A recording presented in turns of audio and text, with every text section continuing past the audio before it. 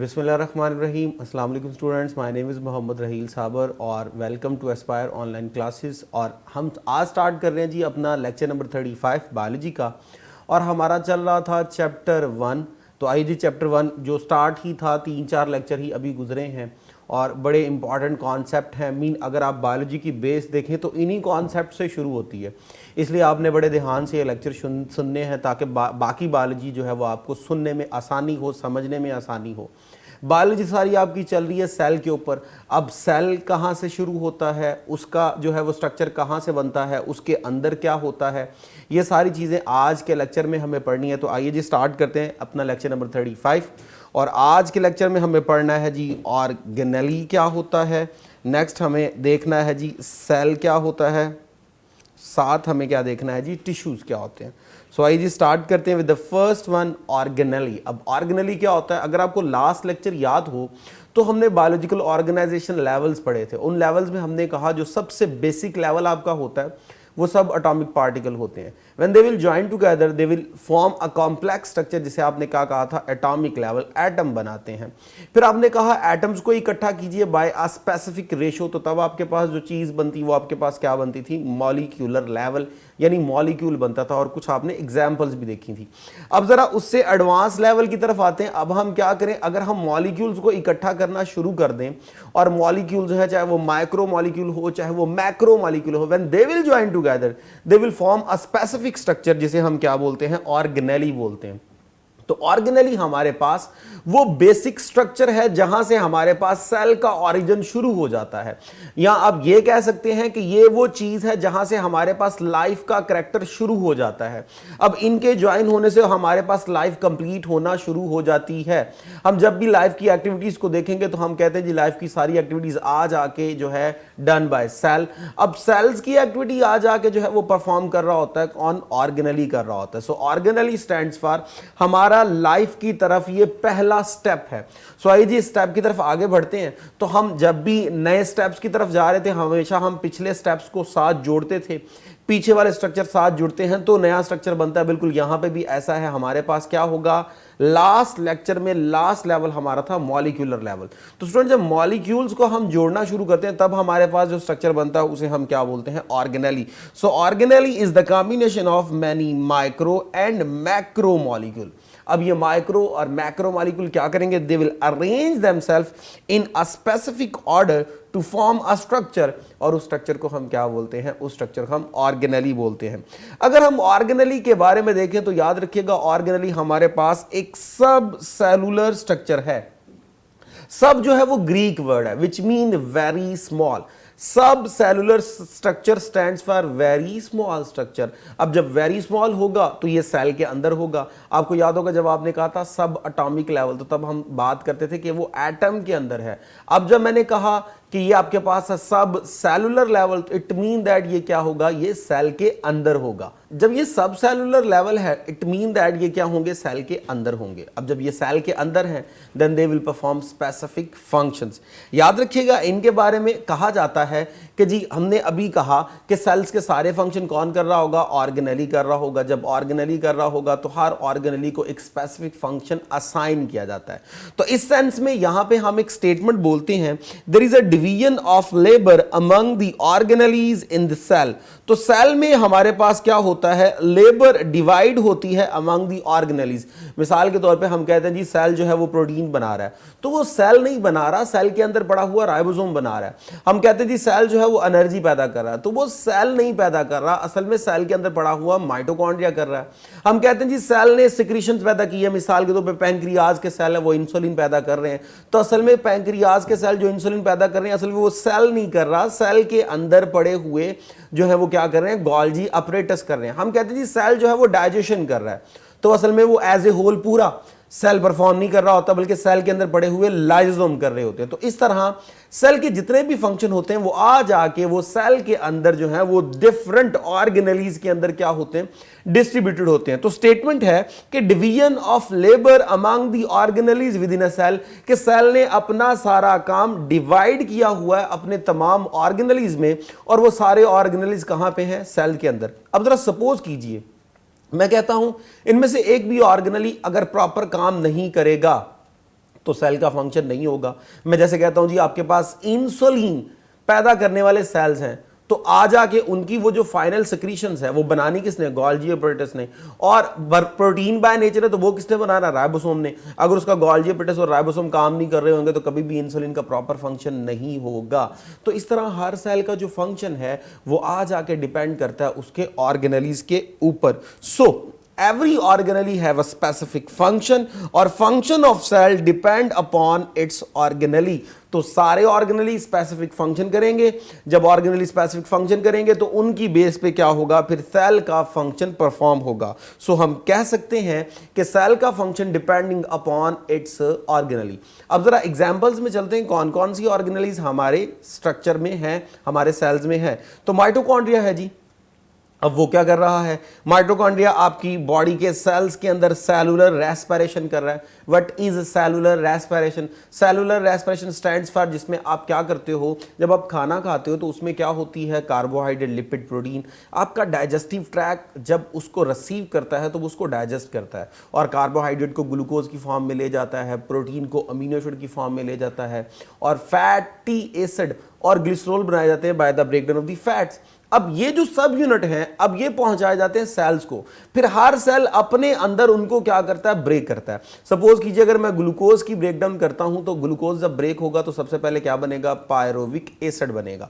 ये process cytoplasm में हो रहा था, which is the part of the cell, वो फ्लूइड बाय नेचर होता है। उसके बाद पायरोवेट को आप माइटोकॉन्ड्रिया के अंदर भेज देते हो, वो उसको aerobically mean in the presence of oxygen break करता है और ब्रेक करके उससे क्या निकालता है, एटीपी निकालता है, CO2 निकालता है, H2O निकालता है। अब इसे हम सेलुलर रेस्पिरेशन कहते हैं, यानी कि सेल को ब्रेक करना और एनर्जी पैदा करना। अब उसी एनर्जी को हम यूज करते हैं to perform different kind of activities. अगर माइटोकॉन्ड्रिया परफॉर्म ना करे सेलुलर रेस्पिरेशन तो हमें कोई भी एनर्जी नहीं मिलेगी और हम कोई भी बॉडी का काम नहीं कर सकते। अगर हम गोल्जी अपरेटस को देखें तो गोल्जी अपरेटस क्या कर रहा है, वो सेल के अंदर सिक्रीशंस कर रहा है। मिसाल के तौर पे अभी मैं एग्जांपल दे रहा था, मेरे पास पैंक्रियाज है। अब पैंक्रियाज क्या पैदा करेगा, पैंक्रियाज पैदा करेगा इंसुलिन। तो इंसुलिन बाय नेचर प्रोटीन है। अब बाय नेचर जो प्रोटीन है उसकी मैन्युफैक्चरिंग करना राइबोसोम का काम, और राइबोसोम के बनाने के बाद प्रोटीन वो ER से होते हुए गोल्जी अपरेटस के पास आएंगे। गोल्जी अपरेटस उनकी प्रोसेसिंग करेगा, तो प्रोसेसिंग का काम गोल्जी अपरेटस का करना है, ट्रांसफर करने का काम ER ने करना है, पैदा करने का काम राइबोसोम ने करना है। हर एक ऑर्गेनली अपना स्पेसिफिक क्या कर रहा है, फंक्शन कर रहा है। अगर सिक्रीशन फाइनली प्रोसेस ना हो बाय द गोल्जी अपरेटस तो उस ऑर्गन का जो स्पेसिफिक फंक्शन है, जिसे हम क्या बोले, सिक्रीशन, हमने बड़ी आसानी से कह दिया जी, पैंक्रियाज सिक्रीशन करता है, वो इंसुलिन पैदा करता है। अब वो जो इंसुलिन की मैन्युफैक्चरिंग है, वो जो फाइनल प्रोसेसिंग है, वो गोल्जी अपरेटस करता है। अगर ये गोल्जी अपरेटस नहीं होगा तो पूरे सेल का फंक्शन क्या हो जाएगा, स्टॉप हो जाएगा। तो इस तरह गोल्जी अपरेटस का फंक्शन भी बड़ा इंपॉर्टेंट है। हम राइबोसोम की तरफ चलते हैं तो राइबोसोम क्या बना रहे हैं, प्रोटीन बना रहे हैं। उन प्रोटीन से आपने एंजाइम्स बनाने हैं, उन प्रोटीन से आपने डिफरेंट सिक्रीशंस बनानी है, तो वो आ जाके कौन बनाएगा, राइबोसोम। तो हर एक ऑर्गेनली एक स्पेसिफिक क्या कर रही है, फंक्शन परफॉर्म कर रही है। ये जो आपको स्ट्रक्चर नजर आ रहा है, ये स्टूडेंट हमारे पास किसका है, माइटोकॉन्ड्रिया का। ये जो स्ट्रक्चर आपको नजर आ रहा है, ये हमारे पास किसका है, राइबोसोम का। और आप पढ़ चुके होंगे कि राइबोसोम्स के क्या होते हैं, 2 सब यूनिट होते हैं। तो ये 2 सब यूनिट हैं, एक लार्जर सब यूनिट और एक स्मॉलर सब यूनिट। ये जो स्ट्रक्चर आपको नजर आ रहा है, इसे हम क्या बोलते हैं, गोल्जी अपरेटस कहते हैं, जो कि क्या कर रहा है, सिक्रीशन कर रहा है। इस तरह बेशुमार सेल्स के अंदर क्या होते हैं, ऑर्गेनलीज होते हैं, और हर एक ऑर्गेनली क्या कर रहा होता है, एक स्पेसिफिक फंक्शन परफॉर्म कर रहा होता है फॉर सेल। सो ऑर्गेनलीज में अगर हम मजीद देखें तो हमारे पास एक होता है यूकैरियोटिक सेल। अब यूकैरियोटिक सेल जो होता है उनमें क्या होते हैं, ऑर्गेनलीज बहुत ज्यादा होते हैं। और अगर हम बात करें प्रोकैरियोटिक सेल की तो प्रोकैरियोटिक सेल में ऑर्गेनलीज बहुत कम होते हैं। अब यूकैरियोटिक सेल जो है, मिसाल के तौर पे हम ह्यूमन का सेल ले लेते हैं या आप प्लांट का सेल ले लीजिए, तो जब भी आप देखेंगे उनके अंदर हमारे पास बेशुमार मिकदार में क्या होंगे, बेशुमार मिकदार में वहां पे मौजूद होंगे ऑर्गेनलीज। लेकिन अगर हम प्रोकैरियोटिक सेल में देखें तो प्रोकैरियोटिक सेल के बारे में हम हमेशा कहते आए हैं कि prokaryotic cell lack membrane bounded organelles, यानी वहाँ मेम्ब्रेन बाउंडेड ऑर्गेनलीज नहीं होते, माइटोकॉन्ड्रिया नहीं होगा, गोल्जी अपरेटस नहीं होगा, और इसके अलावा जो है वो लाइसोसोम वगैरह नहीं होंगे। हाँ, राइबोसोम दोनों में होते हैं, प्लाज्मा मेम्ब्रेन दोनों में है, साइटोप्लाज्म दोनों में है, लेकिन ज़्यादातर ऑर्गेनेलीज जो है वो यूक्रियोट्स में होते हैं, प्रोक्रियोट में नहीं होते। अगर आप ये नीचे सेल को देखें तो ये आपको एक प्लांट सेल जो है वो क्या हो रहा है, शो हो रहा है। इस प्लांट सेल में देख लीजिए साइटोप्लाज्म मेंशन हो रहा है, न्यूक्लियस मेंशन हो रहा है, सेल वॉल मेंशन हो रही है, वैक्यूल मेंशन हो रहा है। तो ये सारे जो हैं वो स्ट्रक्चर हैं जो कि क्या होते हैं, एक एनिमल के सेल के अंदर होते हैं या एक प्लांट के सेल के अंदर होते हैं। ये आपके पास जो था वो प्लांट का सेल था। ओके जी, अगर हम एनिमल के सेल्स के अंदर जाएं, ऑर्गेनेलीज के अंदर, तो ये देखिए जी, ये हमारे पास क्या है जी, एनिमल सेल है जिसमें बेशुमार आपको क्या नज़र आ रहे हैं, ऑर्गेनेलीज नज़र आ रहे हैं। अगर आप इन ऑर्गेनेलीज को देखें तो जो फर्स्ट आपको नज़र आ रहा है वो क्या है जी, न्यूक्लियस। ये सारे सेल के क्या कर रहा होता है, फंक्शन को कंट्रोल कर रहा होता है। It is called as centre of the cell. अब ये जो है वो एंडोप्लाज्मिक रेटिकुलम है, ये क्या करता है, ट्रांसपोर्ट करता है मटेरियल की जो कि राइबोसोम ने बनाए हैं। ये गोल्गी एपरेटस को देगा ताकि उसकी क्या की जा सके, प्रोसेसिंग की जा सके। और अगर आप देखें तो ये येलो कलर का है जो डायरेक्ट अटैच है with nucleus. Next one is cytoplasm. Cell के अंदर जो जेली लाइक फ्लूइड होता है उसे हम क्या बोलते हैं, साइटोप्लाज्म बोलते हैं। सारे ऑर्गेनेलीज उसके अंदर इजीली क्या कर रहे होते हैं, फ्लॉट कर रहे होते हैं। तो ये उनको क्या कर रहा होता है, एक स्पेस दे रहा होता है। और साथ ही साथ डिफरेंट टाइप के मेटाबॉलिज्म में भी ये क्या होता है, इन्वॉल्व। अगर आपको ग्लाइकोलाइसिस याद हो तो वो साइटोप्लाज्म में हो रही होती है। अगर आपको फर्मेंटेशन याद हो यानी एनाएरोबिकली फूड को ब्रेक करना, वो भी सारा कहाँ हो रहा होता है, वो भी सारा साइटोप्लाज्म में हो रहा होता है। गोल्गी अपरेटस अभी आपने पढ़ा, सेल के लिए क्या कर रहा है, सिक्रीशंस कर रहा है। माइटोकॉन्ड्रिया अभी आपने पढ़ा, वो सेल के लिए क्या कर रहा है, एनर्जी पैदा कर रहा है। सेलुलर रेस्पिरेशन है जिसे आपने पावर हाउस किसी ज़माने में कहा था, तो ये पावर हाउस है। राइबोसोम्स ये क्या करते हैं, प्रोटीन सिंथेसिस करते हैं जिनसे एंजाइम्स बनाए जाते हैं, जिनसे प्रोटीन बनाई जाती है। अब ये सारे आपके पास ऑर्गेनेलीज हैं। Lysosome single membrane bounded structure है जो सेलुलर डाइजेशन करता है। ये नहीं होगा तो सेल के अंदर कभी भी डाइजेशन नहीं होगी। ये जो आपके पास है ये क्रोमैटिन मटेरियल है, न्यूक्लियस के अंदर होता है। क्रोमैटिन मटेरियल क्या करता है जी, ये क्रोमोसोम्स बनाने में इन्वॉल्व होता है। आपकी सारी जो हेरिडिटी करैक्टरिस्टिक्स होते हैं वो इसी पे क्या हो रहे होते हैं, बेस हो रहे होते हैं। और 9 जो आपके पास है वो है जी plasma membrane which is the outer most boundary envelope of the cell, जो कि सेल की शेप को क्या रखे हुए, मेंटेन रखे हुए है। तो ये आपके पास जो यहाँ पे शो हो रहे हैं ये सारे एनिमल सेल के क्या थे, मोस्ट इंपॉर्टेंट ऑर्गेनेलीज हैं जो आप मैट्रिक लेवल पे पढ़ के आए हैं, इनके फंक्शंस। और हम भी जो हैं वो मजीद इनके बारे में डिटेल्स में इंशाल्लाह पढ़ेंगे अगले चैप्टर्स के अंदर।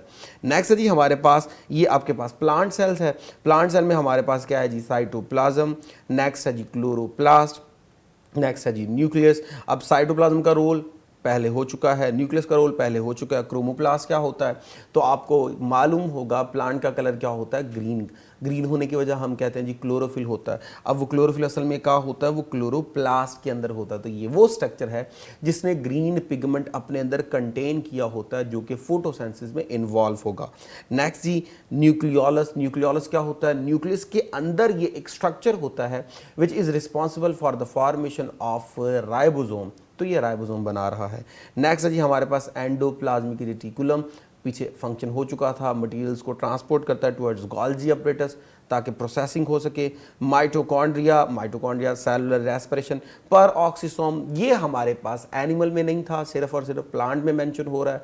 पर ऑक्सीसोम क्या होते हैं, सिंगल मेम्ब्रेन बाउंडेड स्ट्रक्चर होते हैं जो हाइड्रोजन पर ऑक्साइड की क्या करते हैं, ब्रेक डाउन करते हैं और या उनकी मैन्युफैक्चरिंग करते हैं। और इस दौरान इन्होंने क्या करना होता है, जो सेल के अंदर टॉक्सिक मटेरियल होता है उसकी डिटॉक्सिफिकेशन करते हैं। खासकर लीवर सेल्स के अंदर इनकी तादाद बहुत ज़्यादा होती है। नेक्स्ट है जी गोल्गी अपरेटस। फंक्शन आपको मालूम है। अमाइलोप्लास्ट एक नया स्ट्रक्चर है, सिर्फ और सिर्फ प्लांट में होता है, एनिमल सेल में नहीं होता। सुन लीजिए ये क्या होता है, इन एनिमल के अंदर जब भी फूड रिजर्व होनी है वो ग्लाइकोजन की फॉर्म में रिजर्व होनी है, हमारे मसल्स के अंदर, हमारे लीवर के अंदर। प्लांट जब भी अपने अंदर फूड को रिजर्व करता है वो स्टार्च की शक्ल में करता है। अब वो जो स्टार्च जब सेलुलर लेवल पे स्टोर होगी तो वो अमाइलोप्लास्ट नामी स्ट्रक्चर में स्टोर होगी। तो ये फूड रिजर्व कंटेन किए हुए है, यानी इसमें क्या होती है, स्टार्च होती है। राइबोसोम प्रोटीन बनाना आप पढ़ चुके हैं। सेल मेम्ब्रेन आपको पता है सेल की शेप को मेंटेन करना, इन्वेलप ऑफ द सेल। और ये है आपके पास सेल वॉल जो एडिशनल स्ट्रक्चर है, और इसका काम क्या होता है जी, ये एक रिजिड शेप दे रहा होता है, सेल को ओवर एक्सपेंशन से रोकता है जब सेल पानी को क्या कर रहा है, अब्जॉर्ब कर रहा है, और डेड बाय नेचर होता है। तो ये सेल वॉल जो था ये प्लांट में होता है, एनिमल में नहीं होता। ये आपके पास पैराऑक्सिसोम है, प्लांट में होता है, एनिमल में नहीं होता। तो ये कुछ स्ट्रक्चर हैं, अमाइलोप्लास्ट हो गया जो प्लांट में है, एनिमल में नहीं है। तो ये कुछ स्ट्रक्चर हैं जो आपको प्लांट सेल में नजर आएंगे, एनिमल में नजर नहीं आएंगे। तो ये सारे ऑर्गेनेलीज थे जो कि प्लांट में और एनिमल सेल्स में है, और हर एक ऑर्गेनेली का एक स्पेसिफिक फंक्शन है। अब जब आप फंक्शन देखते हैं तो कभी भी ऐसा नहीं होगा कि हम कह सकें कि एक ऑर्गेनेली का फंक्शन कोई और कर रहा होगा। मिसाल के तौर पे मैं कहता हूं जी माइटोकॉन्ड्रिया जो है वो एनर्जी पैदा कर रहा है, तो कोई और ऑर्गेनेली एनर्जी नहीं पैदा कर रहा होगा। मिसाल के तौर पे मैं कहता हूं जी जो न्यूक्लियस है ये हेरिडिटी मटेरियल रखे हुए है, तो इसके अलावा कोई और चीज़ नहीं है जो हमारे हेरिडिटी मटेरियल को क्या किए हुए, कंटेन किए हुए है। सो हर ऑर्गेनेली का एक स्पेसिफिक क्या है जी, फंक्शन है। वैक्यूल, वैक्यूल की आपको मालूम है ये एक सैक होती है जो कि क्या करती है, स्टोरेज का काम करती है। उसमें वेस्ट भी स्टोर हो सकते हैं, उसमें एसेंशियल सब्सटेंसेस भी क्या हो सकती हैं, स्टोर हो सकती हैं। सो ये सारे क्या थे, ऑर्गेनेलीज। ये देखिए जी एनिमल सेल और प्लांट सेल का कंपैरिजन कर लीजिए तो आप आसानी के साथ आइडेंटिफाई कर सकते हैं कि कौन कौन से जो थे वो स्ट्रक्चर थे जो कि एनिमल में है, प्लांट में नहीं है। जैसे मैंने अभी बता भी दिए कौन से ऐसे स्ट्रक्चर हैं जो प्लांट में है, एनिमल में नहीं है। नेक्स्ट हमारा लेवल है जी सेल। अब सेल क्या होता है जी, cell is the unit of life, और साथ ही साथ structural and functional unit of the body. Mean that आपकी बॉडी की जो मैन्युफैक्चरिंग है, जो फॉर्मेशन है, वो भी कौन कर रहा है, सेल कर रहा है। और आपकी बॉडी में जो डिफरेंट फंक्शन है they are also perform by the cell. तो हर एक फंक्शन आपकी बॉडी का सेल परफॉर्म करेगा, हर एक बॉडी का स्ट्रक्चर जो है वो कौन बनाएगा, सेल बनाएगा।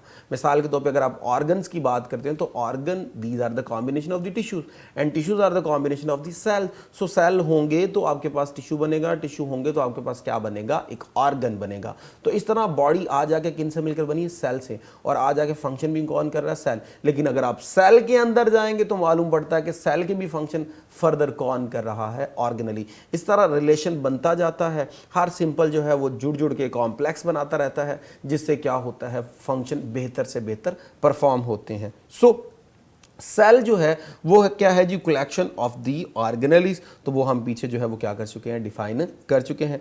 टाइप्स ऑफ सेल, एक होता है हमारे पास prokaryotic cell. Prokaryotic cell stands for which lack nucleus, तो जिसमें न्यूक्लियस नहीं होता। एग्जाम्पल है आपके पास बैक्टीरिया वगैरह हो गया या साइनोबैक्टीरिया हो गया। और एक है आपके पास यूकैरियोटिक सेल। अब यूकैरियोटिक सेल क्या होते हैं, which contain nucleus. It mean जिसमें न्यूक्लियस है वो यूकैरियोटिक, जिसमें न्यूक्लियस नहीं है वो प्रोकैरियोटिक। तो न्यूक्लियस की प्रेजेंस और एब्सेंस की बेस पे हमारे पास क्या बन रही है, टाइप बन रही है। अब यूकैरियोटिक में आए तो आपके पास human cell, plant cell, animal cell, fungi cell, algae cells, all these are eukaryotic by nature. और इनमें डिफरेंस न्यूक्लियस की बेस पे, और इसके अलावा जो पीछे हम पढ़ के आए हैं कि जो ऑर्गेनेलीज होते हैं, मेम्ब्रेन बाउंडेड ऑर्गेनेलीज, वो बहुत ज़्यादा होंगे इन यूकैरियोट्स। प्रोकैरियोट्स में वो बहुत जो है वो ना होने के बराबर, हाँ राइबोसोम होगा जो विदाउट मेम्ब्रेन बाउंडेड स्ट्रक्चर है। सो नेक्स्ट है जी हमारा टिश्यू लेवल। अब टिश्यू लेवल क्या होता है जी, tissue is the combination of the similar cell. जैसे आपने पीछे कहा कि सब एटॉमिक मिले तो क्या बन गया, एटम बन गया, एटम जुड़े तो क्या बन गया, मॉलिक्यूल बन गया, मॉलिक्यूल जुड़े तो हमारे पास ऑर्गेनेली बना, ऑर्गेनेली जुड़े तो सेल बन गया। बिल्कुल इसी तरह अब जब सिमिलर सेल्स इकट्ठे करेंगे तो आपके पास क्या बनेगा, एक नया कॉम्प्लेक्स स्ट्रक्चर बनेगा which is tissue. So tissue क्या है जी, group of similar cells are organized into a loose sheet और बंडल, जिसे हम क्या बोलते हैं, टिश्यू बोलते हैं। अब क्या वजह है कि टिश्यू बनाया गया, बेसिकली जो है हमारे पास टिश्यू एक कॉम्प्लेक्स स्ट्रक्चर है, और कॉम्प्लेक्स स्ट्रक्चर हमेशा बनाया जाता है to perform specific function. Suppose कीजिए मैं कहता हूँ जी आपकी बॉडी को मूव करवाना है, तो एक सिंगल सेल तो आपकी बॉडी को मूव नहीं करवा सकता। हाँ मसल्स आपकी बॉडी में है वो आपकी बॉडी को मूव करवाते हैं, तो मसल्स बाय नेचर टिश्यू है। सो टिश्यू जो होता है वो आ जाके कॉम्बिनेशन होता है किसका, सेल्स का, और उसे बनाया क्यों जाता है, ताकि बॉडी के लिए एक स्पेसिफिक क्या कर सके, फंक्शन परफॉर्म कर सके। अब एक टिश्यू को अगर हम देखें तो जिस तरह सेल के सारे फंक्शन कौन कर रहा था, ऑर्गेनेली कर रहा था, बिल्कुल इसी तरह एक टिश्यू के सारे फंक्शन कौन परफॉर्म कर रहा होगा, उसके सेल्स कर रहे होंगे। सो एक टिश्यू का फंक्शन उसके किस पे डिपेंड करता है, उसके सेल्स पे डिपेंड करता है। ये देखिए जी, ये हमारे पास प्लांट है और प्लांट की अगर लीफ में से मैं उसके टिश्यूज़ निकालूं तो वो मेसोफिल टिश्यूज़ होंगे, जिनका ये एक सेल जो है वो आपके सामने नज़र आ रहा है। तो ये कई सेल्स इकट्ठे होंगे तो आपके पास क्या बन जाएंगे, टिश्यूज़ बन जाएंगे। और टिश्यूज़ जो हैं वो क्या करते हैं, स्पेसिफिक फंक्शन परफॉर्म करते हैं। In case of plant mesophyll cell जुड़ेंगे, मेसोफिल टिश्यू बनेंगे और मेसोफिल टिश्यू क्या करते हैं, फोटोसिंथेसिस करते हैं। आपने सुना होगा स्पॉन्जी मेसोफिल और पैलिसेड मेसोफिल, वो सारे इसी तरह के सेल्स के मिल के बनते हैं। अब ये देखिए जी, ये आपको एक क्लोज व्यू आपका नज़र आ रहा है और सेल के सारे स्ट्रक्चर भी। So the next one is tissue types. Tissue type में फर्स्ट है जी फ्लोएम टिश्यू, यानी है फ्रॉम प्लांट। ये क्या करता है, conduction of food in the plant. तो प्लांट में जो फूड मैन्युफैक्चर हुई है ऑर्गेनिक बाय नेचर की होती है, उसको एक पार्ट से दूसरे पार्ट तक ट्रांसफ़र करना फ्लोएम टिश्यू का काम है। ग्लैंडुलर टिश्यू ये क्या करते हैं, ये सिक्रीशंस करते हैं। सेल्स के अंदर जितनी भी सिक्रीशंस बनती हैं, हार्मोन वगैरह बनते हैं, उनको ट्रांसफ़र करना, पैदा करना ग्लैंडुलर टिश्यू का काम है। जैसे इनकी एग्जांपल आपके पास मैंने पैंक्रियाज बोली थी, पिट्यूटरी ग्लैंड भी आप कह सकते हैं, एड्रिनल ग्लैंड भी कह सकते हैं, वो सारे क्या कंटेन किए हुए हैं, ग्लैंडुलर टिश्यू। जाइलम टिश्यू जो है ये भी कहाँ से है जी, प्लांट से है। तो ये प्लांट से, जबकि ग्लैंडुलर जो है वो आपका एनिमल से है। ओके जी, ये क्या करते हैं, कंडक्शन ऑफ वाटर और मिनरल्स वगैरह। जबकि मसल टिश्यू जो कि हमारी बॉडी में क्या करते हैं, कॉन्ट्रैक्ट और रिलैक्स करते हैं ताकि बॉडी में प्रॉपर क्या करवाई जाए, मूवमेंट करवाई जाए। तो स्टूडेंट आज का लेक्चर हमारा कंप्लीट हुआ, जिसमें हमने पढ़ा कि what is organelle, what is cell, what is tissue. Hope so आपको समझ आई होगी। इजाज़त दीजिए, थैंक यू वेरी मच, अल्लाह हाफिज़।